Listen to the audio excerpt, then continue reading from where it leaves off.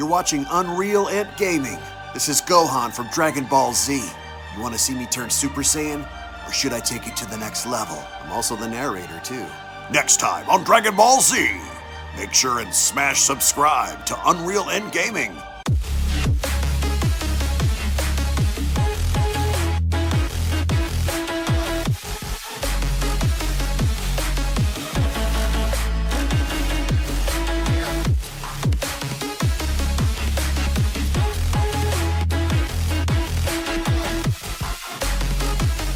With Dragon Ball Super manga chapter number 66 looming over the horizon, scheduled to be released in English tomorrow, we have additional spoilers, leaks, information, and updates along with a brand new summary in regards to what's going to happen involving the finale between Mastered Ultra Instinct Goku and Planet Moro, as this is it. This is the finale, the be-all end-all match between the two, as the entirety of this arc, 2 years of story building, 2 years of character development all comes to an end, as I will be showcasing and reviewing the entirety of this upcoming manga chapter tomorrow in English. So if of course you guys are new to the channel and want to be up to date with everything in regards to the finale of this arc and the possibility of the beginning of the next arc, then I do encourage you guys to go ahead and smash that subscribe button and turn on all notifications to never miss a single upload on the channel, as well as giving this video a big thumbs up by slapping that like button down below if you guys are simply stoked, ready, and excited to see how this is all going to end and to see what the next arc is going to be about, because as of course you guys can see on screen, this is how it ends. So just in case you guys had missed out on my previous spoiler video, we basically went in depth with finding out how Goku loses Ultra Instinct and the whole shebang involving Vegeta in assisting Goku to defeat Moro. But as of course you guys can see, there is a momentary situation to where Moro is literally squeezing the life out of Goku, right? So as Moro is doing this, out of nowhere, there is a massive burst of energy that comes from Goku, and this comes following the events of Vegeta being the one to give Goku the energy that he had collected from assumingly all around the world, including from Oob, who is with the Grand Kai, and because of this, Goku is able to finally pierce on through and crack the crystal on Moro's forehead. And you can see how Whis and Beerus are taking off, and as Whis then looks back, he can't help but smile because he now knows that his student Goku had finally finished the job. So Goku went along to crack the crystal, and as of course you guys can see, Moro disintegrates. He gets blown into pieces, and at this point one can assume that Moro is just a giant meme at this point, because the way he dies is very anticlimactic. But as soon as Goku cracks the crystal, that's all she wrote. Moro falls apart, he evaporates into dust, and the final moments of this arc are actually quite interesting. As of course you guys can see, Goku is overlooking this massive crater on the floor, which just so happens to be the resting place of where Moro was. And interestingly enough, Goku looks back and he gives everyone the thumbs up because he now knows that the job is over. Moro is finally dead, and the problem they had on Earth is now over and done with. So Moro was separated from the Earth, Moro was killed. But interestingly enough, we do have the full chapter summary courtesy of DBS Hype over on Twitter, as the following manga chapter summary goes as follows, titled Planet Eater Moro. As the recovered Z fighters notice that the battleground has changed, they also figured that the Earth is in a weird state. Gohan feels that his body is getting heavy. With Vegeta realizing that Goku must have screwed up, he understands the situation and orders everyone to leave the ground as Moro absorbs their energy that way. This happens all over the globe. Meanwhile, Moro laughs, believing that all of Earth's energy is his. Goku orders Moro to stop, but with several arms growing from the planet, Goku keeps avoiding and blocking Moro's attacks. Beerus, who watches the fight along with Whis, Krillin, and Jocko, feels that this time he has to finish the job himself.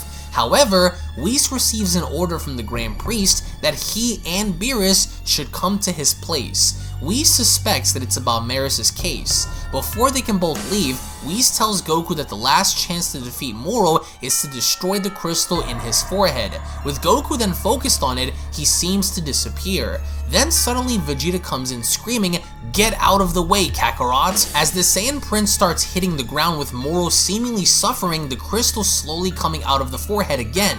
Vegeta orders Goku to quickly destroy the crystal as he cannot keep separating spirits too long. Goku understands and puts everything into his right fist. he storms towards Moro, avoiding his arms and even forces his way through several hands. Just before reaching the crystal, he gets stuck and loses power. Vegeta admits that he had reached his limit as Moro's energy absorption exceeds his ability of tearing off spirits. Goku gets frustrated as he cannot do what Maris could and that his god power isn't enough yet. Jaco realizes god power, divine power, and it clicks. He tells Krillin that he leaves him here alone for a minute and flies away. Meanwhile, Goku, hanging in Moro's hands, even transforms back to his normal state as Moro absorbs his energy. Vegeta gets frustrated and notices that Piccolo, Gohan, Yamcha, Tien, and Chaozu arrive. Piccolo asks if he can do the opposite of forced spirit fission. With Vegeta being surprised, Piccolo asks more clearly if Vegeta can collect their ki and send it to Goku. Vegeta confirms, and I quote, "I can, as it is the same principle." Vegeta agrees to the plan and collects the energy of the Dragon Team. Then Piccolo telepathically contacts Dende, asking if he can collect and send the ki of the people at the lookout down to Earth. Everyone agrees. Goten and Trunks could hear Piccolo's voice as well and also send their energy. The energy arrives and Vegeta forms it in a ball. He also adds his own ki in it and fires it towards Goku, who gets powered up and fights his way through Moro's arms once again. But again, he gets stuck and also couldn't transform further than blue. At the lookout, a tired Dende apologizes that his divine ki power is still too immature. Bulma wonders if Dende means that normal ki isn't enough here. Then Jaco arrives and asks where Buu is, as his power is necessary now. Bulma answers that he is sleeping inside. Down on Earth, Moro keeps squeezing Goku in his hands, who apologizes and admits that it was all his fault. The others start looking at their options. Yamcha suggests leaving to space for now and using the Super Dragon Balls later, as the Earth ones might not be useful anymore. Krillin thinks that that's impossible in case the entire galaxy gets destroyed. Vegeta believes that there's no time anyway, as Moro seems already to have lost his consciousness and that the explosion is near. As they would die anyway, they agree to at least try to get Goku back, with Yamcha being sad having to die unmarried. Then, to everyone's surprise, suddenly a gigantic energy ball appears. Goku feels that it's divine power, but from who? We see the Daikaioshin helping Oob to raise his hand towards the sky to send energy onto the lookout. Dende realizes that Daikaioshin's divine power was inherited by the evil half of Buu after all, meaning that Oob, as his reincarnation, possesses that power now, confirming that basically Oob has God Ki. Bulma and Mr. Satan have no idea what all this means. Oob tells the Daikaioshin that he doesn't really understand, but asks if what he is doing is correct. Daikaioshin answers, "Yes, thank you, and sorry for being so sudden." Meanwhile, Vegeta takes the energy ball, not knowing where it came from, and fires it at Goku, ordering him to get back to Ultra Instinct. Goku takes it and returns back to his silver-haired form. Seemingly, he creates a giant body out of ki to reach Moro's size and pushes him down. Then Goku's real body inside the ki aims for the crystal, hits, and it cracks, which makes we smile noticing it from a far distance. Moro's body breaks into pieces and explodes.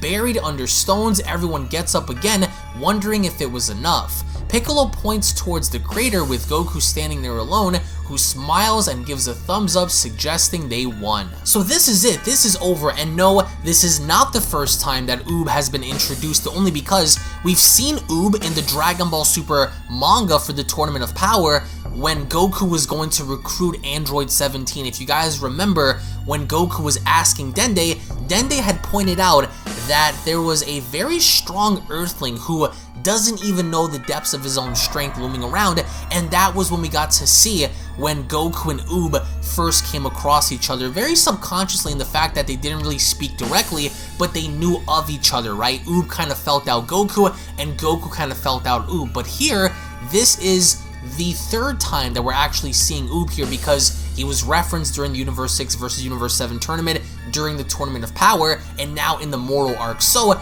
thanks to Oob, and thanks to the God Ki that he has within him, courtesy of the Daikaio, he was the saving grace that allowed Vegeta to give Goku this energy in reactivating Mastered Ultra Instinct and finally finishing off Moro for good. Now, this sparks a lot of interest only because now we all have to wonder, what is the next arc going to be about? Goku said some very interesting things to play off the fact that even he admitted that his god power simply wasn't going to be enough. And this could be due to the fact that he was exhausted or due to the fact that he legitimately couldn't stand a chance against Planet Moro. Either way, this creates more of a conversation to ask one another, okay, well, what's the next story going to be about if Moro was such an enemy that he was able to push and even squeeze Goku out of Mastered Ultra Instinct? So in the comment section below, I want to get your thoughts and I want to get your feedback on the overall situation involving Moro. I don't like the way he kind of died, only because it was so anticlimactic to see the way he just blew up into pieces, right? But it was thanks to Vegeta. Vegeta came in so clutch by preventing Moro from exploding and giving Goku the power he needed to finally finish the job. So hats off to Vegeta, hats off to Oob, hats off to the Daikaio, because a lot of us were wondering, what the heck was the Grand Supreme Kai going to do? Was Majin Buu going to be involved? So in some sort of way, they did, and it's interesting because I'm not sure about you, but I'm getting Kid Buu ending vibes with the whole scenario with Oob and the Grand Kai. So does this mean that we're going to be going into the end of Dragon Ball Z with a different kind of spin to the way Super's introducing it, or is something else going to happen?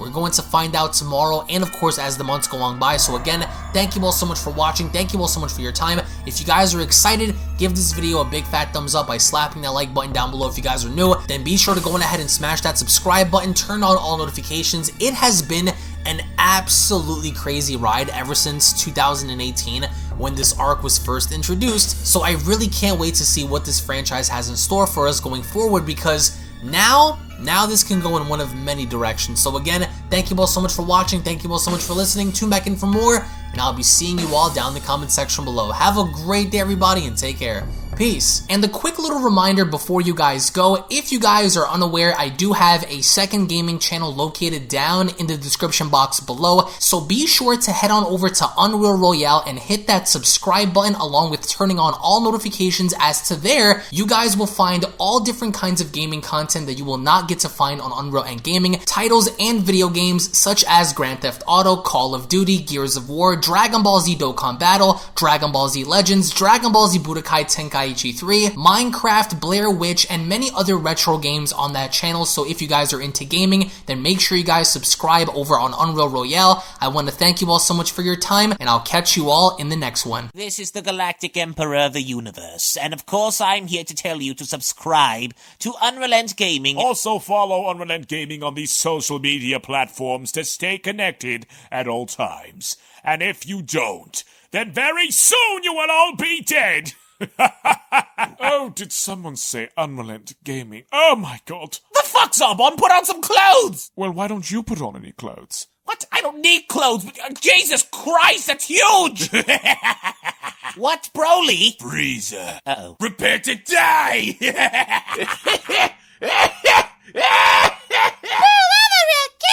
But once you get video, lots of likes, or Bill will turn you into chocolate! Vados, get over here! Tell these mortals that I'm the biggest Unreal Gaming fan! This is my moment! I'm a part of his notification squad! Universe 7 can have all the fun! I just want the food! And don't forget to leave a comment on this video. Show some love for the best community on YouTube.